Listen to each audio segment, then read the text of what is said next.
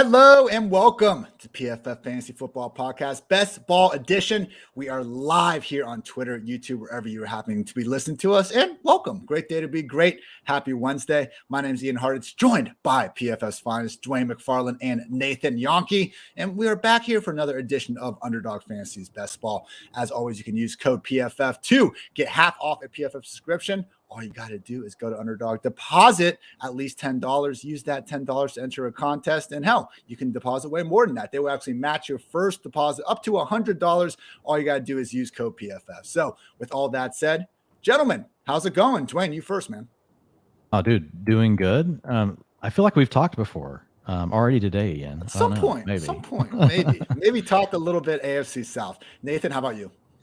Doing well, picking at near the start of the draft again, so probably will get a wide receiver here, but we'll see. Ooh, Nate already calling the shot. We are all three in this edition of the Underdog Best Ball Mania. Nate the Great's picking out a spot 4. I am all the way down at 110. Dwayne, D-Mac, sick. Did your kid pick that out for you, Dwayne? You're all the way down at the turn at 112. I don't know. It's a perfectly fine username. I don't know why I said that. I'm sorry. No, that's my that's my old gamer tag from way back in the day, Call of Duty. Ooh, there we go. Well, Nate has made the first pick, just regular PFF Nate Yonke. Justin Jefferson at the 104. Nate, I've done, again, a number of these drafts at this point, and at first I was leaning more towards, getting 2 or 3 running backs early, but last week was one of the first times I was able to come away with a couple of these stud receivers. Really liked how that turned out. Do you have a preference right now in terms of going wide receiver or running back in round 1? I know it depends on the spot, but just like ideally, which one would you like to get at value? I think I'm pretty happy with this early first-round pick where I can get a wide receiver early, and then once it gets to me in the second and third round, go running back again, since I think there's a decent number of good running backs available at the turn there with the second and third round. So definitely happy with that kind of approach. I am now going to be forced to make a tough decision. Najee Harris off the board. Maybe not. Austin Eckler remaining as the RB1. Also got Devontae and CeeDee Lamb. I am going to go ahead and sign up for Austin Eckler. Eckler said it himself. He thinks he should be your number 1 overall fantasy back. He said because availability is the best tool in fantasy football. And I'm not quite sure if that's his argument that he necessarily is the top running back in the league because of that. But hey, I mean, truly with his pass catching role in that offense, 20 freaking touchdowns last year. Hard to go too wrong with Austin Eckler. Dwayne, you're on the clock after this pick. What's your thought process at the turn? Before you were saying you love to get your Stephon Diggs, CeeDee Lamb twist. Unfortunately, no, I can't ever do it in any of these damn drafts. It's pissing me off. So I'm definitely going to go ahead and get my Lamb exposure. He's who I have in the queue. We've talked about him multiple times, but I feel great about where he's at. And so the question really for my second pick comes down to, I want to go ahead and take one of the elite tight ends, or do I want to go ahead and grab a running back? And I think I'm actually going to go ahead and get one of my backs here. And I'm going to take DeAndre Swift over Dalvin Cook. Wow. Member half PPR over at Underdog Fantasy. With Dalvin Cook, though, something I've been on record worried about was the potential looming suspension. It does seem, not looming, just possibility of a suspension. It does seem like the way that these court dates have continued to be pushed further into the future past this season, we are now no longer nearly as worried about that potential for Dalvin Cook as opposed to Alvin Kamara. Dwayne, talk to people, though, about getting CeeDee Lamb and why did you go with DeAndre Swift over Dalvin Cook, even with half point? With Cook, it's still just a matter of we have a player that is aging. He's also had the shoulder issues. I like the offense. I really do love the Vikings offense, and I still like Cook, but I will be under exposure at ADP on Cook this season. Most of my exposure probably will come beyond ADP, but just with DeAndre Swift as a player, we know going into year 3, he checks the explosive play box that we want to see, and he's heavily involved in the passing game. So I just love backs that check both of those boxes. We'll see what happens. Jamal Williams still going to be involved, but I think that we could see the Lions offense take a step forward. So I've got 2 players I've got graded really closely together, and I just went with the younger one. Dwayne, come on, man. Do you not pay attention in the news? Dalvin Cook is getting snaps at wide receiver, man. Have we ever heard about a running back getting this opportunity before? All tongue-in-cheek slander aside, I took Devontae Adams at the 2-3. Man, I'll take that. Early round 2, Devontae Adams, someone that I have bumped out of the top 5, but as we're starting to see in these drafts, the public is coming along to it. Certainly more target competition than in Green Bay, but Derek Carr, all the haters out there, I don't think I've been watching him play football over the past 2 seasons, much improved. And similar to Kirk Cousins, man, you're just going to be hard pressed to find too many passing statistics that paint Carr as anything other than an above average quarterback. As we know, Devontae, all sorts of millions and millions of reasons for the Raiders to feed him the ball, and obviously one of, if not the most talented wide receiver in the entire NFL. Nate, you're going to be up here in 3 picks. You went ahead and went Justin Jefferson round 1. You looking to grab a running back yet, or is there a wide receiver on the board that you think will pair nicely? I think I'll at least stay at running back for this first pick. A couple of guys that I would be perfectly fine with here: Alvin Kamara, Williams, Leonard Fournette, all in that range of running backs. Maybe AJ Brown with my 3rd pick, but we'll see if there's still one of those running backs that I just mentioned still available for me the 3rd time around. Well, you're on the clock, man. Go and get him. Nate went ahead and got Alvin Kamara. I would probably lean towards Fournette there. It's a toss-up, though, if we can rule aside the Kamara potential suspension issue. Based on how this draft is going, though, Fournette could very well be back there around the turn. Interestingly, though, Travis Kelce and Mark Andrews both out before the top 20. Okay, they were both gone after 20 picks in the draft. Dwayne, Mark Andrews was someone that we were discussing, I think, on last week's edition of this as, quietly has had a pretty nice offseason for himself. Before, back in February, March, we could look at all 5 of the big top tight ends and have one kind of red flag or another. Having Lamar Jackson looking to go back into more of a run-first offense potentially, and having to split the offense with Hollywood and Rashad Bateman, you just wondered if Andrews was going to have the sort of volume to kind of repeat that overall tight end 1 performance. But you take Marquise Brown out of the picture, all of a sudden Mark Andrews is plenty viable even inside those top 20 picks. Yeah, and I mean, Andrews has just been an explosive player, and he scores a lot of touchdowns. So and we've seen Mark Andrews really shine in this offense in previous years whenever they were more run heavy. And so to your point, now if you have Hollywood Brown gone, yes, Rashad Bateman will step into the other role, but we can see a run heavy offense support 2 offensive pass catchers. Where it gets messy is once that goes to 3. And so I think, with the situation being now that we do think they're going to run the ball more, but there's only 2 guys they have to feed, I'm perfectly fine with Andrews. In fact, if people want to put him as their number 1 over Kelce, based on the age, I can get that too. Nathan, Javonte Williams off the board with your 3rd pick. Now, last year, it really was 50-50 between Gordon and Javonte. 1A, 1B. This was not Gordon on early downs, Javonte on passing downs. Basically, whoever was in the game was being used as the 3-down back, and then they just kind of rotate series. So are you anticipating that being similar as last year, or with Javonte objectively being the better running back and just having Gordon being a free agent for that long before Denver brought him back? Do you think we could see this go more 60-40, maybe even 70-30 in Javonte's favor? I definitely think it can get closer to 60-40 and hopefully even more to that extreme. You just have a guy who was a rookie last year. Typically, we see rookies see more playing time in their 2nd year. We see Gordon nearing the age where we stop seeing those running backs at that age play altogether in the NFL. So I think we'll definitely, just from the direction the 2 players are going, it'll be more in Williams' favor, and then just the offense with Russell Wilson should be a lot better. Hopefully more red zone opportunities, more touchdowns for both backs. But in this case, I care about the touchdowns for Williams. My 3rd pick, I went ahead and locked down Indianapolis wide receiver 1, Michael Pittman. I just wrote my Colts team preview yesterday and just kind of cemented everything I was already thinking about Pittman. We have a player as the undisputed number 1 pass game option. He was last year, even more so this year with T.Y. Hilton and Zach Pascal out of the issue. They bring in Alec Pierce, who sounds like more than anything just the sort of prime field stretching complement that's not necessarily going to compete for that number 1 role, but might be able to kind of open up things throughout the rest of the offense. And hell, Pittman proved last year he could be a borderline wide receiver 2 with Wentz under center, and Matt Ryan is a clear upgrade in every sense of the word. So with Pittman, hey, he seems to be at least a top 20, top 25 talent. He has a top 10 workload in the quarterback upgrade. Dwayne, Pittman is someone that across this entire jumble 2 wide receiver tier, I do think him and Terry McLaurin deserve to be at the top of it. Yeah, I have Pittman at 11 right now. He's ADP here, I think, is 17, and someone just sniped me. So I really appreciate that. Like, he was going to be one of my 2 picks. But I pivoted off.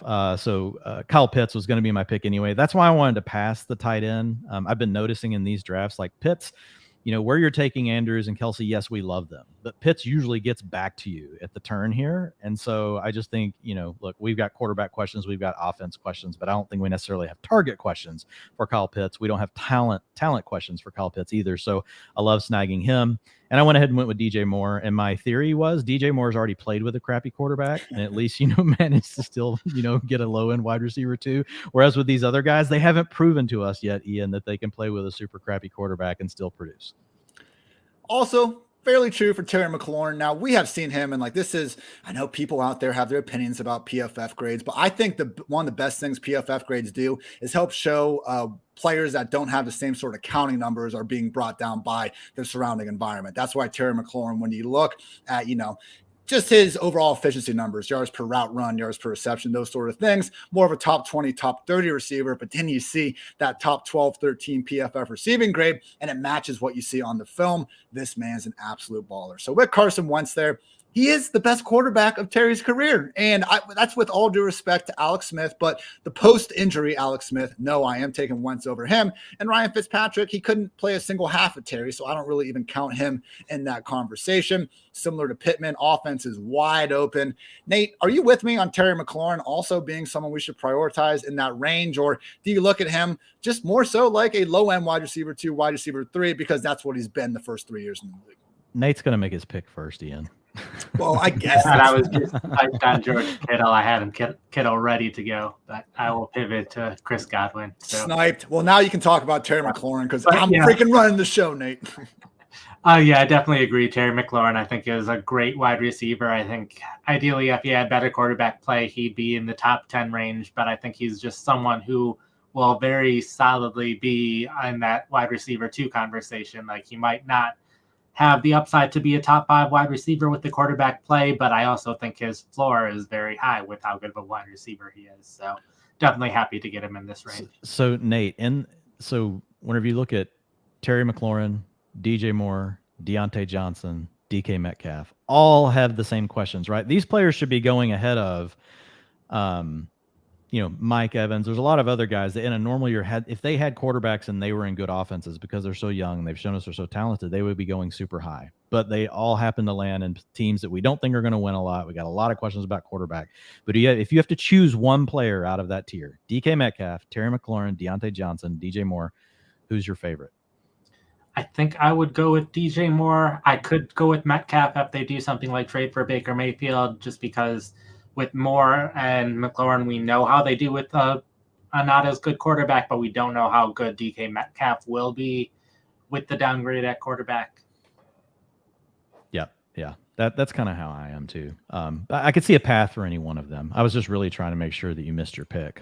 Did you see that, Ian? I timed it right as Nate was picking. Well done, Dwayne. Well, all right, Dwayne. It was a good pick. It was a good pick by Nate too. Getting David Montgomery in the 5th round is pretty solid. Just quickly on Metcalf, because Dwayne, I like a lot of things about you, Dwayne. Not to get too sentimental on here, but the one thing I really like in your player. But here's the thing I hate, Dwayne. Like I'm waiting for this part. The thing I really like in your player evaluation process is considering, like, am I going to regret potentially, 4 months from now not taking this guy? Like, does this dude have such a big potential boom in his range of outcomes that we're going to regret taking him? And I do look at DK Metcalf as that player. I get it. The quarterback situation is atrocious, but man, he's going behind other wide receivers like Tyreek Hill, like AJ Brown, these guys that I think aren't in a different stratosphere of Metcalf in terms of talent, and also in somewhat of an iffy situation. So having Lockett there does change things a little bit, but like, there's a reason why Metcalf was a consensus top 5 dynasty wide receiver this time last year.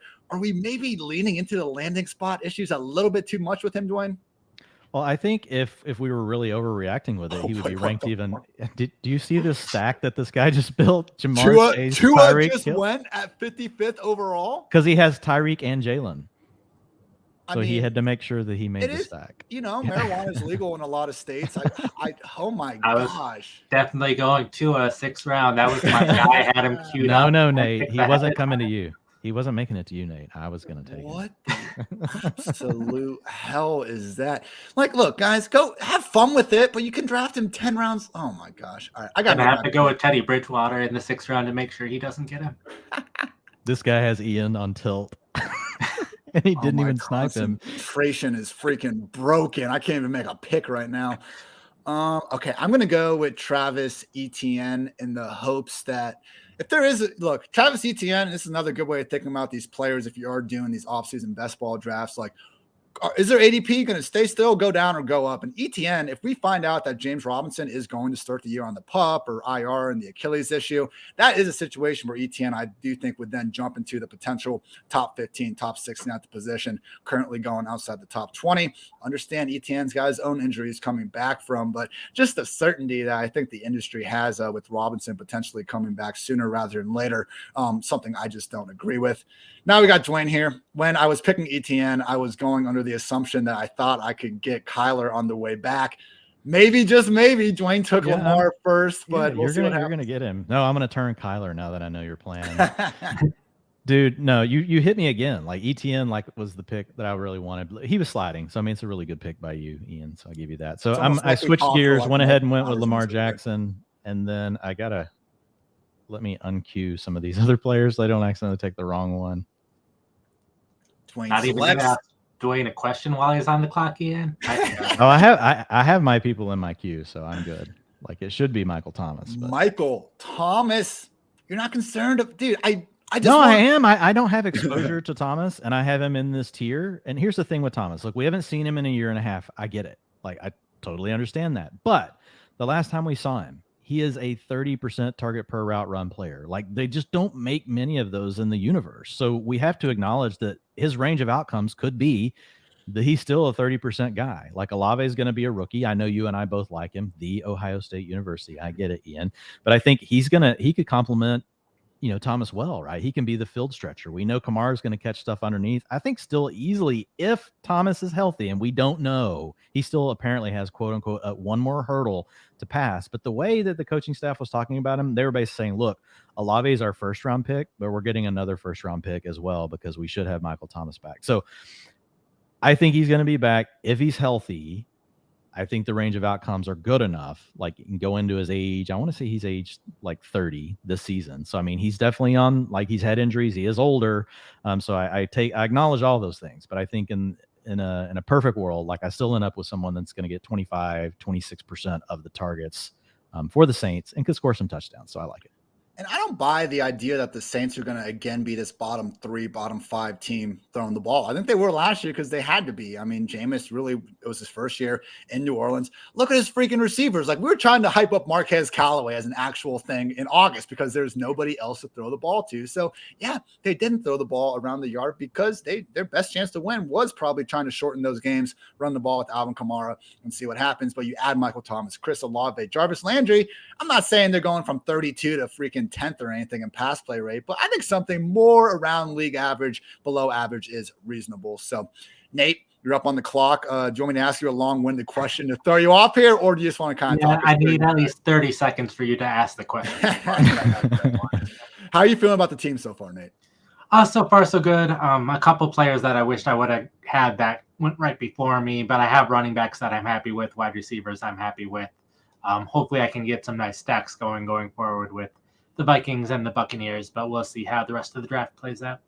Gronk just went pick 67. That's probably the earliest I've seen him go. Did he just sign while the show was going or something? Like I've never seen him go that early. I'm going to be pissed if we lose our Gronk discount, man. That's like my whole basis of strategy right now. It's like, oh, I can get Gronk, after round 10. You're taking that away from me in Vazen? Come on, man. Nathan went ahead and took one of my favorite players to draft right now, Adam Thielen at pick 69. Very nice job by you, Nate. I just think Thielen is like the epitome of the player where we're drafting him right now as this, lower end wide receiver 3. But the second week 1 comes along, if the guy is healthy, it's going to be hard not to project him much higher. Like Nate, he is old. He had an injury last year. But my God, all the guy does is score touchdowns, and this Vikings offense should be throwing a lot of them. Yeah, he feels like a player that for the past 3 or 4 years now, it's like, okay, this is the year he's going to decline. Okay, this is the year he's going to decline. And then he keeps on being a top 20 wide receiver. And I know I went a little early with him, but with Justin Jefferson I wanted to get a couple of Vikings guys on this team, so I was happy to get him there. Dwayne, through the early parts of the draft, you have been able to get CeeDee Lamb, DeAndre Swift, Kyle Pitts, DJ Moore, Lamar Jackson, and Michael Thomas. So 3 wide receivers, 1 running back, 1 quarterback, and 1 tight end. We've had a lot of discussions on the PFF Fantasy Football podcast about, using these rounds 7 through 10 to really shore up any holes that you have remaining in your roster before just, the positions become too depleted of talent to really do anything in the later rounds. How are you approaching these next 4 rounds based on your current roster construction? Yeah, I mean, I've definitely got a hit running back, but after that, I'm open. I've got my tight end, I've got my quarterback. So, I mean, not that I'm against taking necessarily another quarterback, maybe around like round 10, but we're in round 7 right now. So, I mean, on underdog, you have to be careful, like, because the wide receivers can just go bananas and like fly off the board. So, I typically try to have 3 of them by round 6, which I did accomplish that goal. So yeah, I really got to tighten up and focus on my backs here, but I think I can also continue to stack on some more receivers if I want, because I have Lamar Jackson and Kyle Pitts already on the team. Anyone you especially are looking for that I'm not saying a word to you right now. It's 2 picks until your turn. Hell no. Oh my gosh, D Griff just sniped DeAndre Hopkins from me. Was trying to get that sweet Kyler Nuke stack. Not today, I guess. We got Tua going round not so fast, my friend. 5, and then that's going on. My goodness. Well, I can't say the name of the guy on the clock right now, but you bad mofo, you better not be taking my next guy. All right, we're good. Ooh, this is tough. Dwayne, if you have something you want to say, now's the time. No, I'm good. I'm waiting. I'm going to see. I'm going to take what you don't take, probably. I like Miles Sanders. Him versus Clyde versus C-Pat is a good debate. They're in a similar I have tier. my poker face. You're not getting any read. Sky Moore, Brandon Ayuk, Renfro. I'm going to go with Sanders here and then probably loop around and get a wide receiver next because I think I'm more okay with the tier available at wide receiver. We'll take some Miles Sanders, someone that, as I dug into the Eagles a little more in team preview, like it wasn't, I was expecting to see Jalen Hurts was just dominating goal line usage, but Eagles running backs last year were actually still towards the top of the league in terms of carries inside the 5-yard line. The larger problem for Sanders was that Boston Scott was like 7 for 7 or something for touchdowns inside the 5 or 10-yard line. And Jordan Howard, now a free agent, was doing his thing too. I mean, people want Kenneth Gainwell to happen so bad. I just think they're kind of ignoring what Sanders can potentially bring to the table. Dwayne, was Sanders the man you were looking at as you take Clyde Edwards-Helaire and Sky Moore? Yep. I had Sanders and Edwards-Helaire at the top of the queue. I'm actually fine with both. I've spent more time now, like actually digging into the Chiefs. And so like at this point, I just feel like CEH, like, look, you and I don't want to say we're CEH bad mouthers, but we've certainly not given him any love. But at this point, you're a 7th round pick on the Chiefs offense. You're still a 1st round pick 2 years ago. Yes, you've never beat out Darrell Williams. Yes, you couldn't beat out Jerick McKinnon. Yes, you couldn't beat out, well, I guess Damian Williams decided for COVID, like, to leave the team. So you by default beat out Damian Williams, as a rookie. So look, there are definitely issues, and we know Ronald Jones can be good between the tackles. I think you could argue Ronald Jones is a better runner than any of the guys that, we just named. So I think Ronald Jones is definitely going to have a role. But what I'm hoping, man, is this really opens up. Hey, let's get Clyde Edwards-Helaire involved in the passing game. Let's go back to those old Brian Westbrook days, right? We've seen Andy Reid use the running back a lot in the passing game back in the day. But when you have Tyreek Hill and you got Travis Kelce, you got big arm Patrick Mahomes pushing the ball down the field, it just really wasn't in the cards the last few years to get the running back that involved in the passing game. But I think this year with Hill gone, like, their offense is already evolving, right? Based on, I know this is like, it's just the cool thing. I don't know if it's cool. People are probably sick of hearing about 2 high safeties, right, against Patrick Mahomes, but it's the truth. Like, we saw the Chiefs offense last year, it changed in the middle of the season because they just couldn't hit all the big plays down the field. And they had to turn more into this methodical, let's take it down bit by bit. And they still hit some big plays, but the offense had to change. And I think within that, like, we could see Clyde Edwards-Helaire be more involved in the passing game. And in round 7 on this offense, man, I'm willing to take a shot on Edwards-Helaire. And hey, maybe having an offseason where he didn't have gallbladder surgery after the Super Bowl and dropped down to 160 pounds could be a positive. Like, this is what pisses me off more than anything about these offseason reports. Like, we have the running back lining up in the slot. We have dozens, of players that are paid to play a game that are in the best shape of their life. No shit. But you can't tell us when the starting running back for the Super Bowl runner-up got down to 160 pounds. How did it take until 2022 for that story to come out? Like, what good are beat writers in Kansas City if they can't find that freaking topic at any point? So, you know, I'm pissed, guys. I am that between that and the 49ers, no one having any idea what Elijah Mitchell was set up for last year. It's just, you know, maybe the organization told everyone, like, you got to shut up about this. And, you know, I guess your hands were tied at that point. But my God, give us something. But got that off my chest. We'll go back to some positive vibes now. So, Nate. And now back to Nathan. Back to Nathan. Pick 93. You snagged Dallas Goedert. You know, where did Jalen Hurts is long gone, I'm assuming. With Goedert, hey, when Ertz got traded last year in terms of total fantasy points the rest of the way, excluding week 18 because the Eagles rested their starter, Goddard was actually tied with Zach Ertz, ironic, as the tight end 4 during that stretch. He's always been someone we're waiting to have just a featured role. And my God, Nate, it's here. Like Goddard, if there is someone outside the top 5, you know, those kind of consensus top 5 tight ends that, at least from a talent standpoint, we know can break inside of it, Goddard's on that short list. Yeah, there's very few talented young tight ends in the NFL, and he's one of them. Like, the only main concern is with A.J. Brown now in the offense, if that reduces his targets by too much. But I'm hoping, if anything, it opens up the offense, and the defense's focus on the wide receivers, leaving him open to do plenty in the middle of the field. I am looking ahead at some wide receivers still on the board as we start to enter round 9. Christian Watson, Allen Lazard, Marquez Valdes-Scantling, Robert Woods, Michael Gallup, Chase Claypool, among others. Dwayne, I'm going to get to pick before you. I am looking to lock in MVS, classic better and best ball wide receiver. Among this group, though, because I'm picking in front of you, anyone that kind of stands out? No, there's none, Ian. None. No more wide receivers that Dwayne likes the entire. I don't like any of the receivers. My goodness. Okay, well, Dwayne, in the spirit of competition, is just making me carry the conversation ahead of his pick. Nate, we've picked 9 rounds. Who is your quarterback? Like, what else do you need to fill with your roster? I just got Trey Lance for one of my quarterbacks. I'm hoping that no one else wants Kirk Cousins, that I'll be able to get him in a round or two to be my second quarterback. So I'm pretty balanced right now in terms of positions: 1 quarterback, 3 running backs, 4 wide receivers, 1 tight end. So fairly happy, can do basically what I want for these next couple rounds, and then fill out the rest of the roster with the rest of it. Trey Lance currently going pick 100. Got to think that would be on the rise if and when Jimmy Garoppolo is traded, which Kyle Shanahan said is still the plan. I mean, okay, they're actively saying they're going to trade Jimmy G. How could they start him in week 1 if he's still on the team? Like at this point, even if they're both on the same team, wouldn't we have to expect Trey Lance to start, guys? Yeah, I'd say so. Like, it sounds like from what even players are saying that Trey Lance is stepping up. He's taking the leadership role. And I think with Jimmy G, it's just largely he had the injury. No one wants to trade for an injured quarterback. Probably wait for the first injury to happen, and when that does, trade will happen. All right. I'm going to lean into a stack a little bit here. Go with my guy, Rondale Moore. Pair him up with Kyler. I already missed out on Zach Ertz before.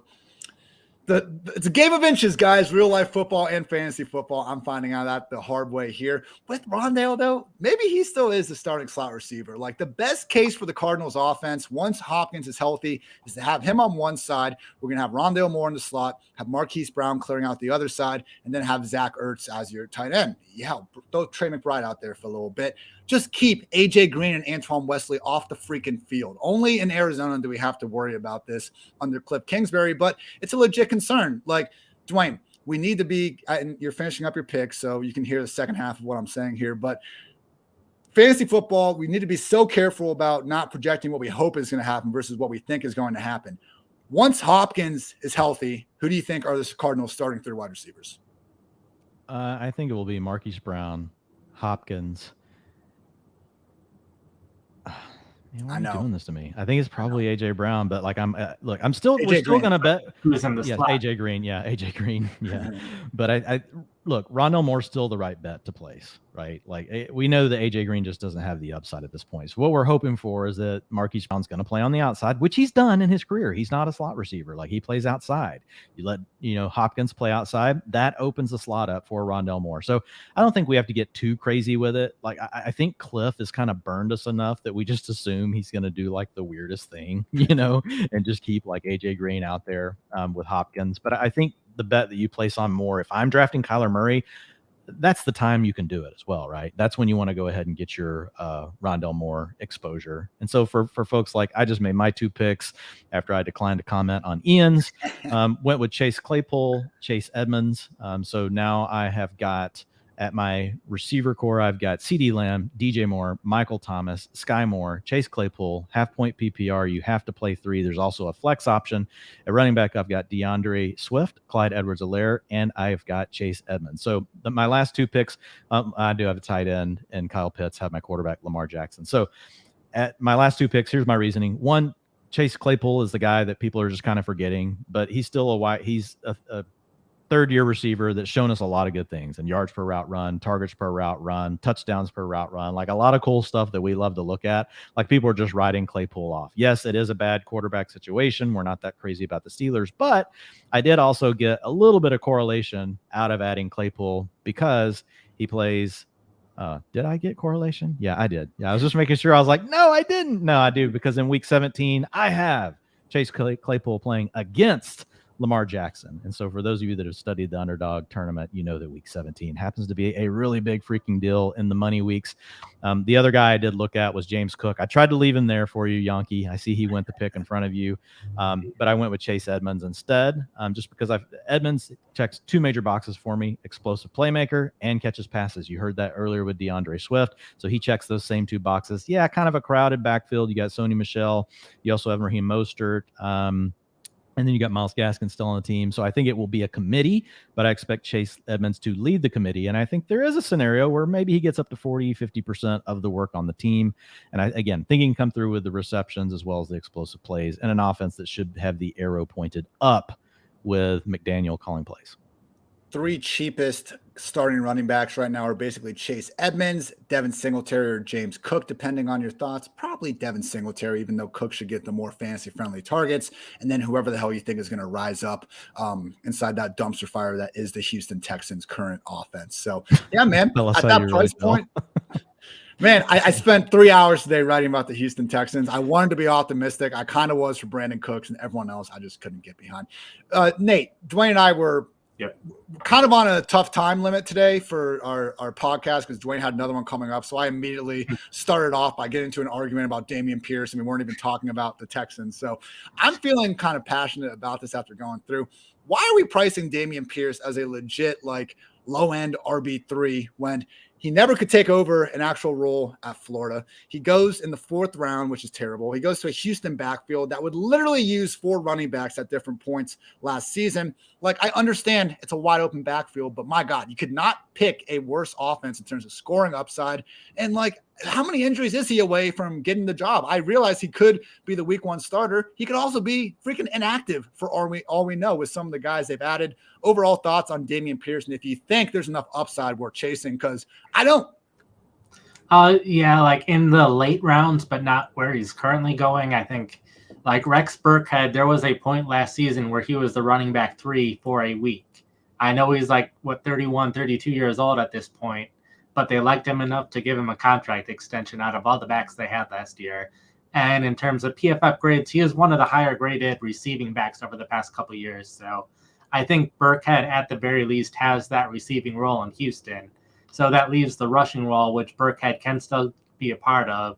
And they added Marlon Mack. So it's like Burkhead's, he's not going to be the greatest guy to get in fantasy because we know exactly who he is. He's a role player who, he had his 1 good week, but he's just going to be someone who will take points away from the other running backs. But it's just a situation to avoid unless there's enough injuries that there's a clear guy.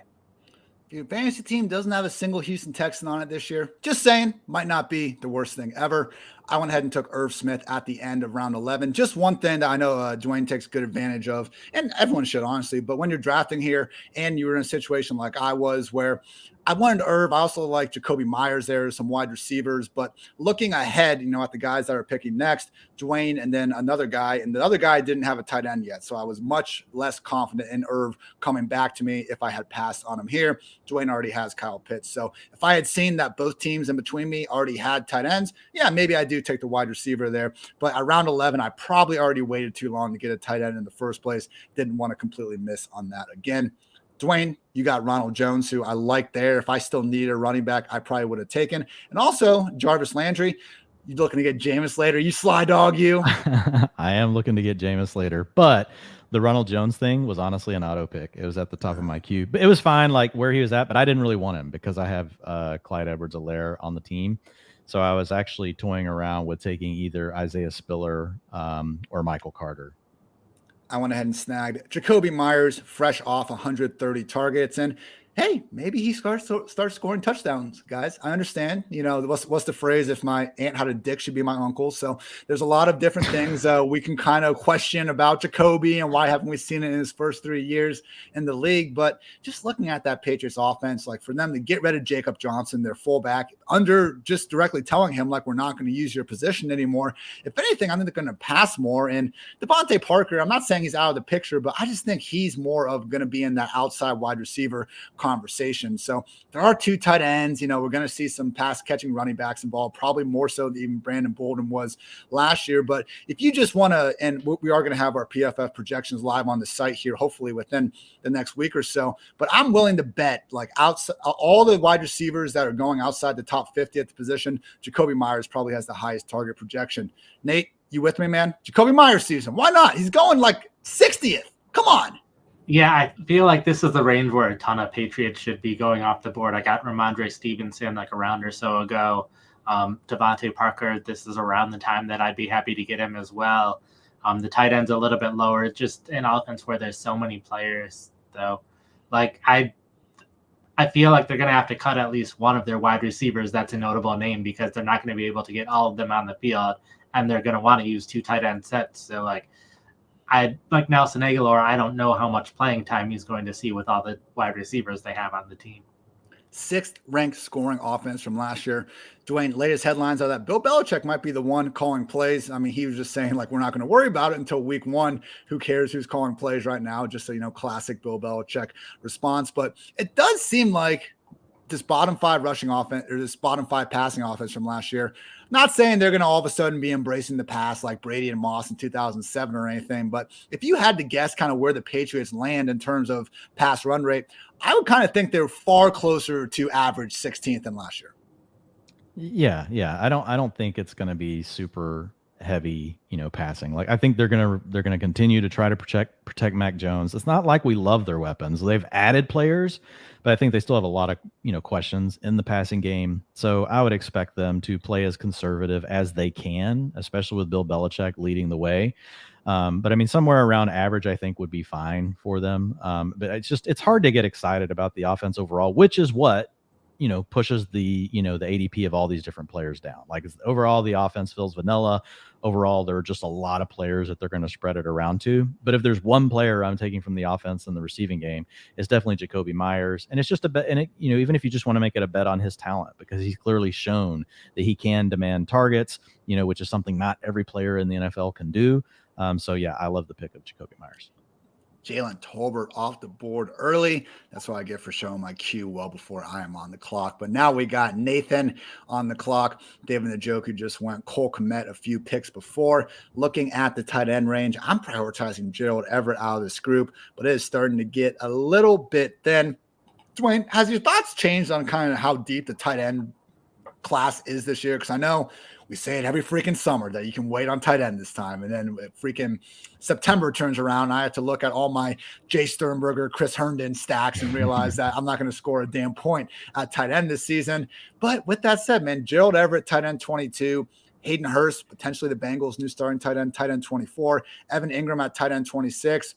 at a minimum, it does. We'll see how the production goes, but just looking at guys that should be on the field, I believe the magic route rate for tight ends, 70% over the years. I do think we have more options than usual that should have the opportunity to put up bigger numbers.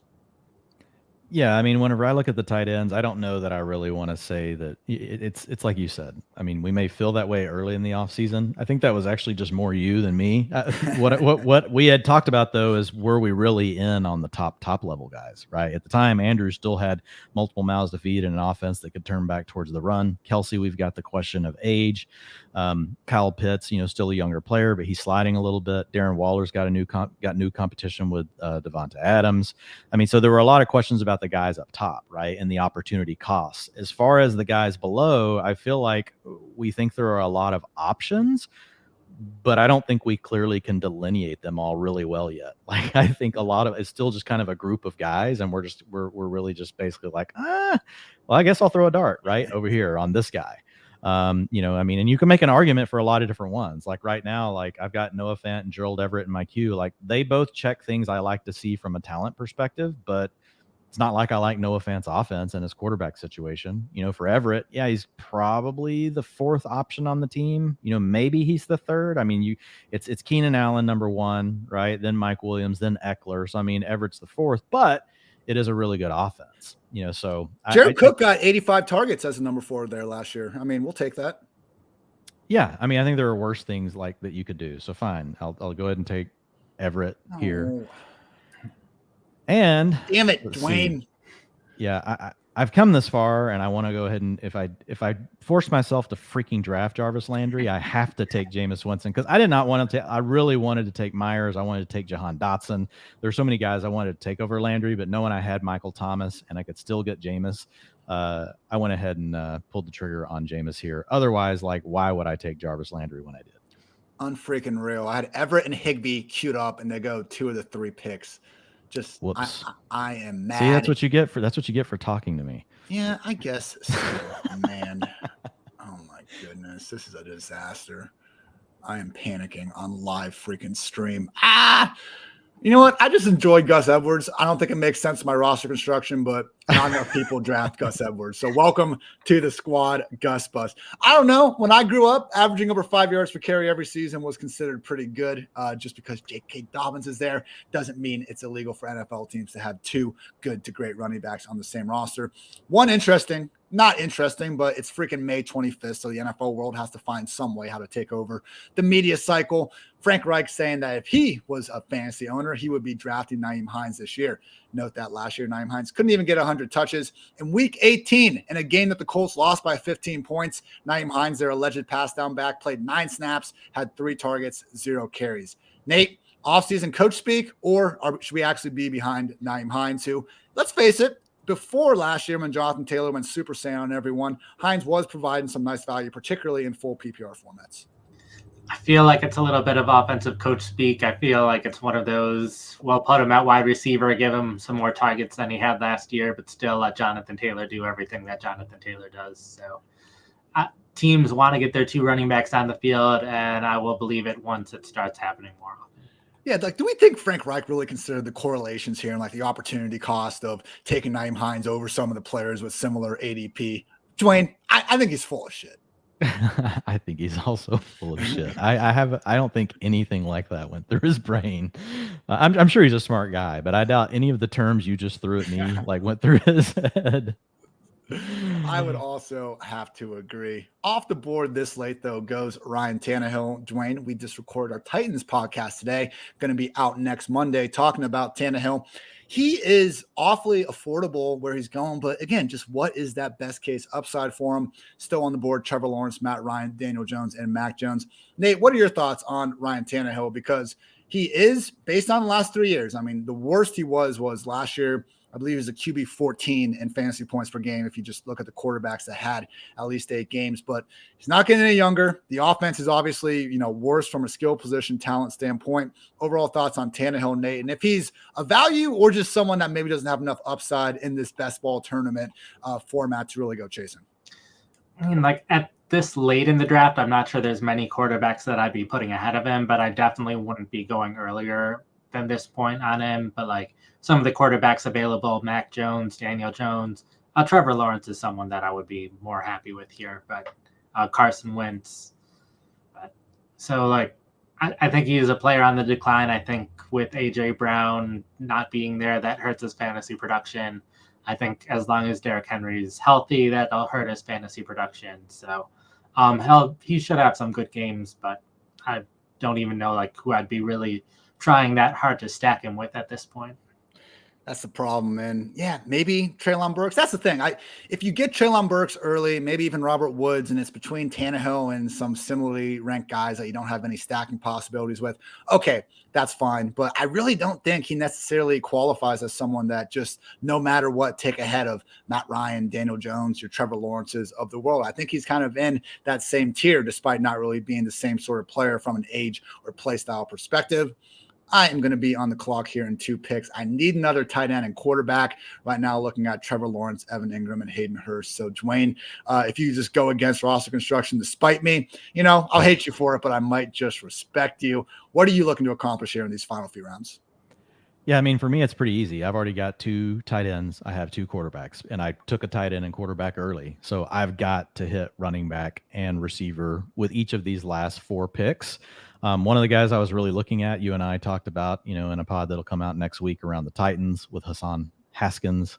He was a guy that I was definitely eyeing. If you look at my roster right now, I mean, I've got DeAndre Swift, Clyde Edwards-Helaire, Chase Edmonds, and Ronald Jones. So like my running backs are pretty thin. I feel pretty good about my receivers and my other, obviously my onesie positions, but I've got to do something here. The problem is the value that's sitting here is really better at receiver, but I'm going to go ahead. Like at this point, like I've just seen people taking these guys all over the place. So I'm going to go ahead and take Keontae Ingram because we've got James Conner. We have Eno Benjamin. But come on, let's be real. Eno Benjamin has been there how long? And he hasn't been able to really carve out a role. Even last year, whenever we saw James Conner and Chase Edmonds dinged up, we did not see Eno Benjamin really play that much of a role. It was like Jonathan Ward or some weird shit like that. So I'm pretty much out at this point on Eno Benjamin. And then I'm also going to go ahead and take Wan'Dale Robinson. Looking at Robinson, look, Kadarius Toney's the guy that we like from the Giants. Kenny Galladay, you and I have talked about, like he has every chance to be the wide receiver 1 on the team.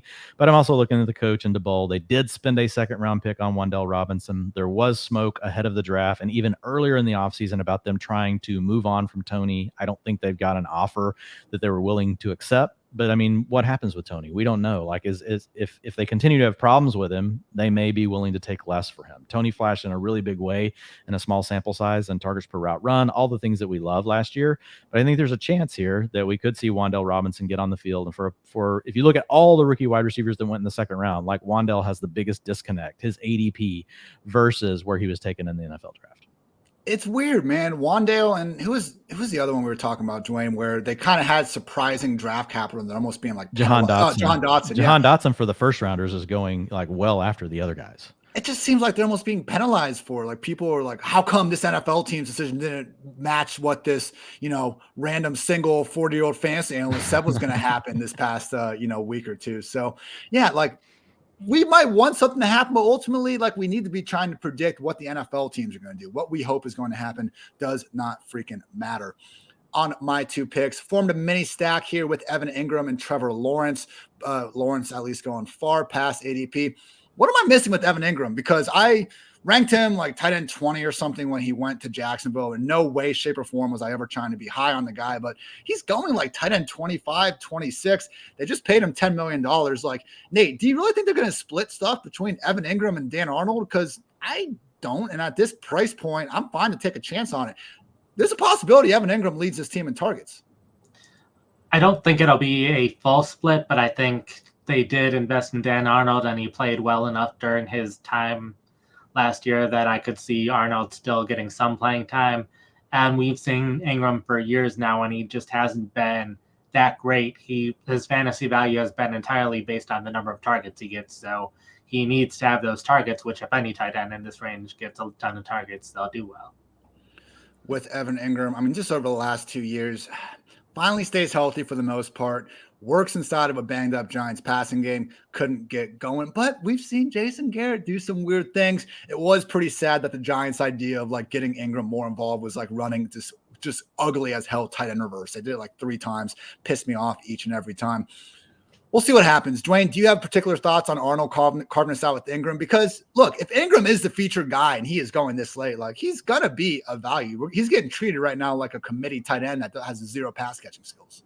Yeah, I think it'll probably be a committee, but like I would lean to Ingram leading the way. My biggest problem with Ingram, like, he flashed when he was a rookie and in his second year and a lot of the metrics that we love.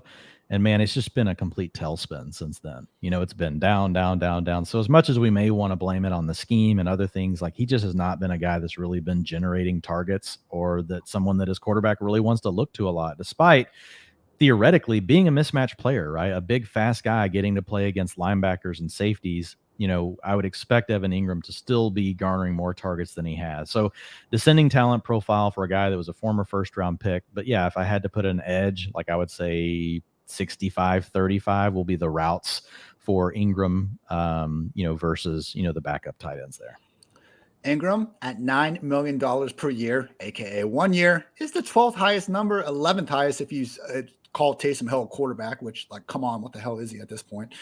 Yeah, I'm more info on Evan Ingram, particularly around 16. Like, come on. And that's the trouble we run into. So I'm sure there'll be a PFF fantasy, quote graphic of me saying I'm in on Evan Ingram with no other context added to the conversation. But you know what? We'll roll with the punches, watch the film, and get better.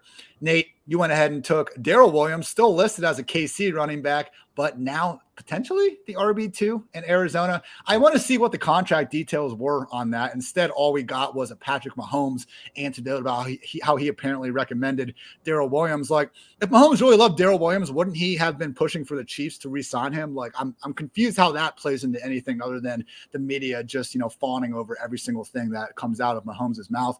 What are your thoughts on Darrell Williams? Like, do you actually think he has a chance of getting something close to that Chase Edmonds role? I'm not sure it'll be quite the Chase Edmonds role. I've probably got him more at this point because with the running backs that were available, a lot of them, even if there's an injury to the top running back, I wouldn't trust them to be an every down guy. But I could see it in Arizona, if there's an injury to James Conner, I could see Williams having an every down role since he at times played every down in Kansas City, depending on who was healthy and who was injured. But I could very well see him having a huge role if James Conner gets hurt. So that's the main reason I got him here. I went with Paris Campbell at the end of the 17th round because I love Ohio State and I can't quit Paris Campbell. Okay, guys? Like, I love it. Fantasy football is supposed to be fun. I love Paris Campbell. Let me draft him and get off my freaking back, okay?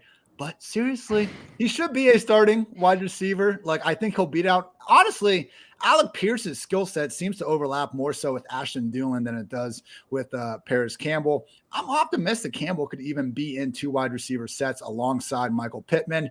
Maybe not, but hey, if Matt Ryan does bring this offense up, not super pass heavy, but a little bit more, and maybe just maybe he stays healthy, Paris Campbell, we know he can do some good things with the ball in his hands. And now I will take my final pick. I got 2 Bears wide receivers in the queue, which is horrific to really look at and say out loud, but I'm going to go ahead and go with Byron Pringle. Low key, I think he got $6 million. Like, that's not insignificant. He should be out there. Not insignificant. Good English, Ian. But he should be out there in 2 wide receiver sets and a terrible offense. If I'm going to take a wide receiver this late, I want them to be a starter. Bold proclamation, I know. You got to be on the field to score fantasy points, everyone. And I don't think James Washington is necessarily going to serve that after the 6 weeks as he goes off the board. So, Nate, who are you looking for in the final round of this draft? Definitely a wide receiver. I think Zay Jones is the guy that I'll end up getting. Like you said, we want starting wide receiver, not a great offense, but they gave him plenty of money this offseason. So expect him to be the starter. He's pleasantly surprised in recent years with how he played compared to the beginning of his career. So maybe Jacksonville's able to use him even better than the Raiders were. So I'm willing to take a chance. Samaje Perine off the board late. Low key, I don't want to say one of the better handcuffs, but if Mixon goes down, Perine is going to work ahead of Chris Evans. I think it'll be more 60-40, potentially 50-50 than it was last year in the one game that we saw Perine take over. But Dwayne, maybe Perine is someone that we should be paying a little bit more attention to in these later rounds of the draft, because even if he wouldn't be like approaching the RB1 territory that Joe Mixon is, Perine would still be someone that'd be pretty tough to keep outside the top 20, top 30 running backs should Mixon miss time. Yeah, I think we could see Evans take on more of a passing role. Like if we were to see Joe Mixon go down. And I'm not so sure that Evans doesn't just pass P Ryan, but like as of right now today, yeah, I agree. Like he's the guy that we would have to say is the right handcuff, for the Bengals. Honestly, I've been avoiding it just because I want to hear more this preseason. Like that's one of the backfields where I am monitoring, like, okay, let's look at the backup. I'm not sure we know who it is today, but maybe we will once training camp, is closer to being over. We talk about there being a difference in, your Derrick Henrys and Austin Eckler's in the world and receiving, obviously, but it's more so just saying like Derrick Henry, he can catch a swing pass even if he's not out there running routes like Eckler. Honestly, man, what we saw from Chris Evans, I don't want to say he's Eckler level yet, but he had a nice like 30-second highlight film from catching the ball lined up as a wide receiver. Like Evans was legit doing some really nice things from the preseason straight on through the regular season when they split him out wide. So I do think that maybe they'd be better off featuring him ahead of Piron if it gets to that point. As we saw, though, even on fourth down in the Super Bowl, who's out there? Samaje Piron. So I do think they probably will continue to stick with that. Sorry, Bengals fans, for bringing up that terrible memory. But guys, before we get out of here, let's run through the teams. Nathan, go ahead and start. I got the draft board pulled up for everyone. Sure. So big thing with my team, I got the Viking stack of Kirk Cousins and all three of his wide receivers. So happy to get all of those Vikings. Was fairly happy with the running backs that I had with Kamara, Williams, Montgomery, and I'm happy with Stevenson, Henderson, and Williams, all guys that I think could have very significant roles if there's an injury to their starters in those situations. Wide receiver, I could have been a little bit happier with how things ended up going at wide receiver, but took plenty of swings outside of the Vikings guys, and hopefully a couple of them hit. And tight end, I'm happy with Dallas Goedert and Alberto in Denver. I think both of them should have fairly good years, so hopefully they alternate weeks of which one is good. Let's go around the horn and we'll do one thing we love and hate about each other's teams. Nate, I love your Viking stack and just being able to get Osborne there in round 13.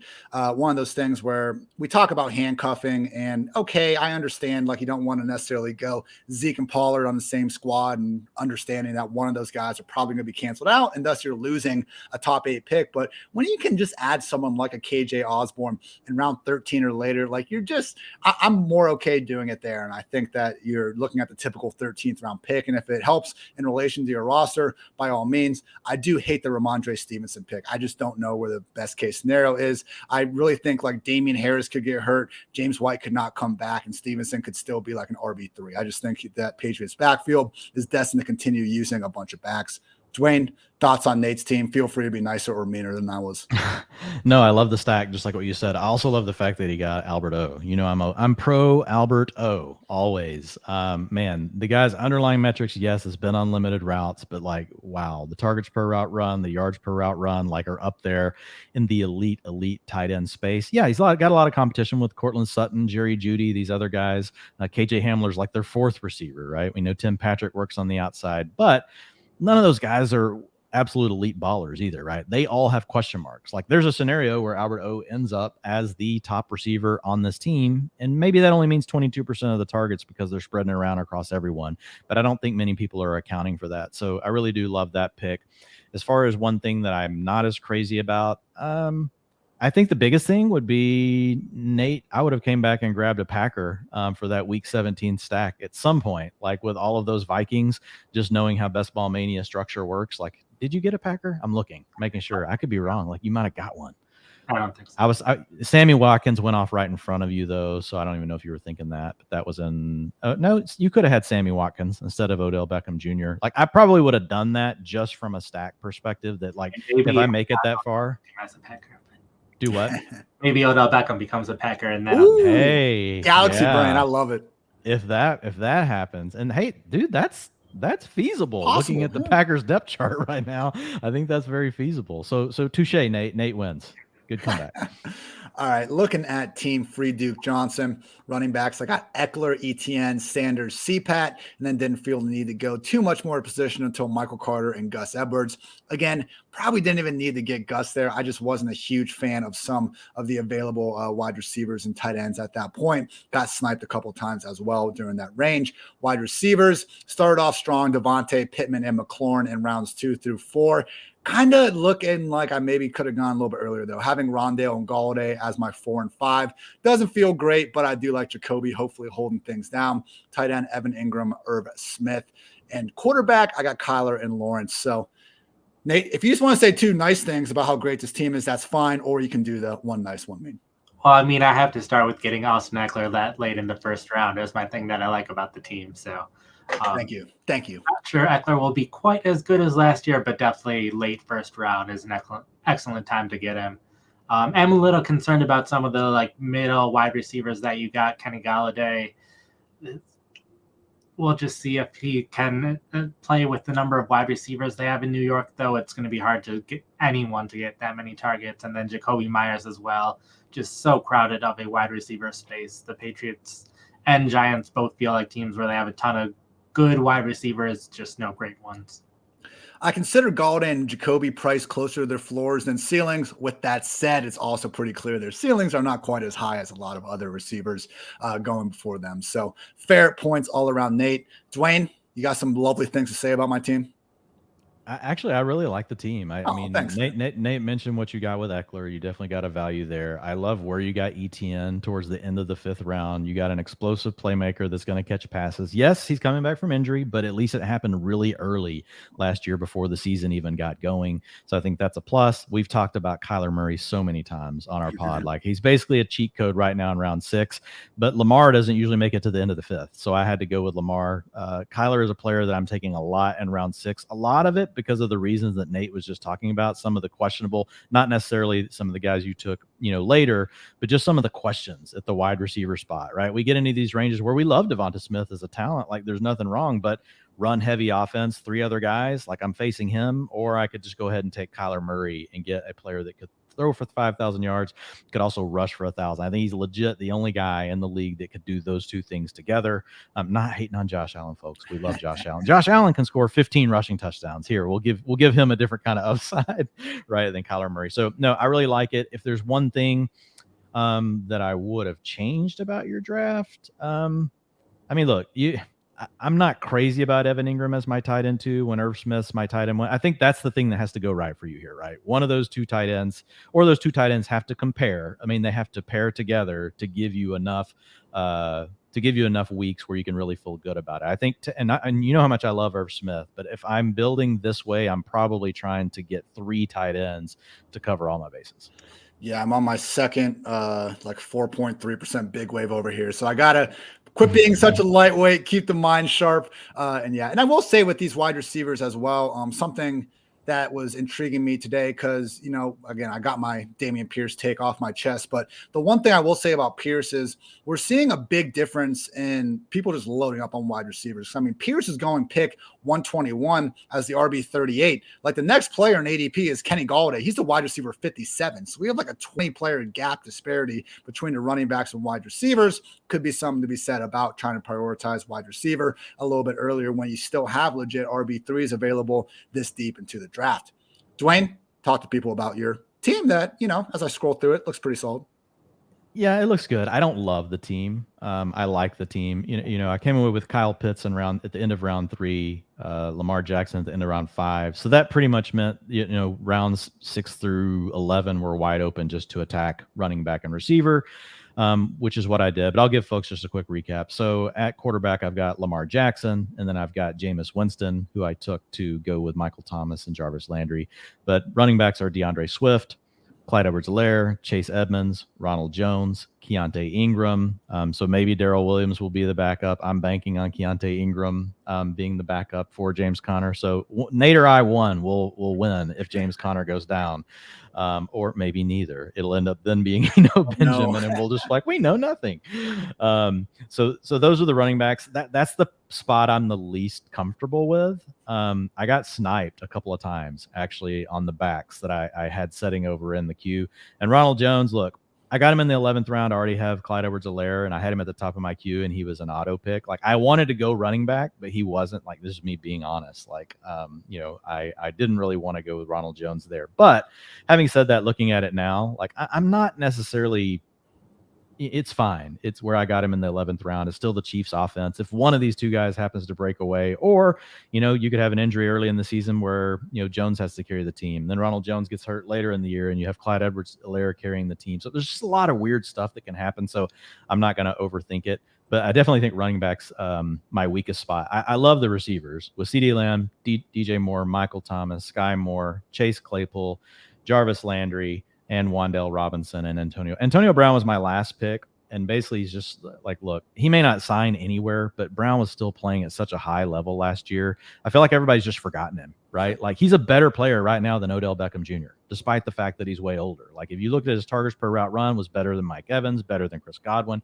yards per route run, better than both those guys, better against man coverage than both those guys. Like he was Brady's dude. And then he lost his mind, which I get it. He may not get another chance, but I felt like in the last round, taking a swing on a guy like Antonio Brown, I'm okay with. I like it better in redraft than best ball, just because right now, like that's a complete dead square if he doesn't play. And I could have another one in Wan'Dale Robinson, right? I could have another one in Keontae Ingram. So right away, then you're looking at 3 dead squares to start the season if those guys don't do anything before any injury. So I don't like that. Love the Gerald Everett late round tight end, sniped me. So F you, but okay, it was a good pick. I can at least be man enough to admit that. I think more and more when we look at it, 85, 90 targets from Justin Herbert. Like, let's take that over a bunch of these other guys going around the similar spot. And, even getting someone like J.D. McKissick in round 17 to help shore up your soft running back room. Like, I know McKissick doesn't necessarily have that like 3-down upside, but he had the same amount of top 12 finishes as Antonio Gibson last year before McKissick got hurt in the first place. So especially a full point PPR would be better, but McKissick is someone that just really gets written off and is someone that if you are in an RB needy situation like you were, he can probably get you through a few weeks. I would have liked to maybe see you prioritize Devin Duvernay over Wan'Dale that late. You can probably argue Wan'Dale has more upside as a second round pick, but Duvernay getting that Lamar stack as number 2, just more so a point that I do like Duvernay in these later rounds of the draft, and credit to D Griff for being able to land him in round 17. Nate, thoughts on Dwayne's team? I really like from the 6 to 10 range, some of the picks that have a wide range of possibilities that if they hit, they could be among the best players at their position. Like you were saying earlier with Michael Thomas, like at one point he was the best wide receiver after all this stuff happened. So there's a chance he could get back up there. Guys like Clyde Edwards-Helaire, who was injured last year and now should be the receiving back in Kansas City. So now it's been a couple years, but he could finally be the back that we thought he could be in Kansas City. Chase Edmonds being the guy that Miami invested in at running back, even though they have a ton of guys, but he's the one that they gave a lot of money to. So really like a number of those picks. If I'm going to complain about one thing, I probably would have gone with Cook over Swift with the second pick. It might just be me trusting PFF grades too much, but Swift just hasn't graded well so far in his career. He, compared to the other running backs, has been near the bottom in a couple of different categories of the backs that see a significant amount of playing time. So, yeah, he was terrible in PFF rushing grade. Abysmal. I thought we were only allowed to talk about Saquon being a bad rusher last year, but okay, I guess we can apply. No, we can do it among friends here. Yeah. So, go ahead. Sorry, Nate. If I was going to say, so even though there's not a clear path for him to lose a lot of his opportunities right now, but if he continues to not play as well, then there could be we saw Craig Reynolds do stuff at the end of last year of all people.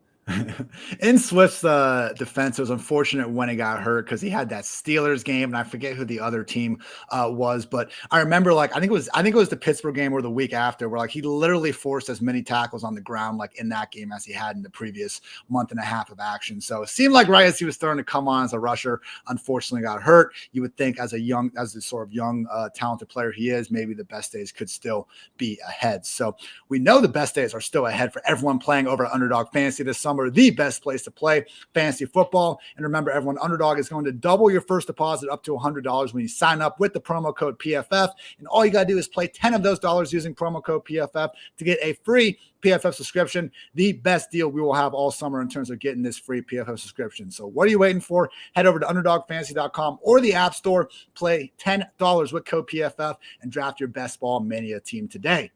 Fellas, good stuff. We'll be back here every Tuesday or Wednesday throughout the summer with Nate, Dwayne, Kevin Cole, Jared Evans, the whole PFF fantasy crew. Nate, anything else you want to get off your chest?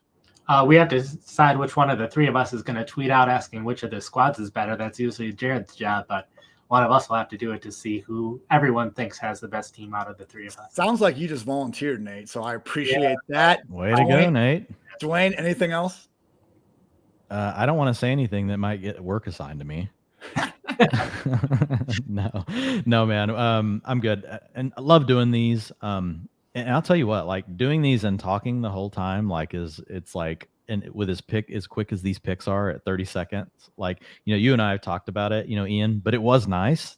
Like I was in my own queue. I had a screen I could look at. I was never lost. Usually Nate, whenever Ian and I are drafting together and I'm like trying to watch his screen share of the draft going along. And like half of the pod is like me telling Ian to switch over to a different view so I can see which players are gone out of the queue. So I think doing separate teams is our solution, Dwayne. Like we should just do that more times than not. Yeah, I think I think it does make it easier. I'll just have to, we'll have to get me set up, with Underdog for all the stuff. So yeah. Absolutely. And I want to thank all you listeners for tuning in. Again, we'll be back weekly. You can check out the PFF Fantasy Football Podcast for weekly best ball streams, additional ones between Dwayne and myself. And again, the fantasy crew will be back here each and every week. So for Nate, for Dwayne, I'm Ian Hartitz. Until next time, take care, everybody.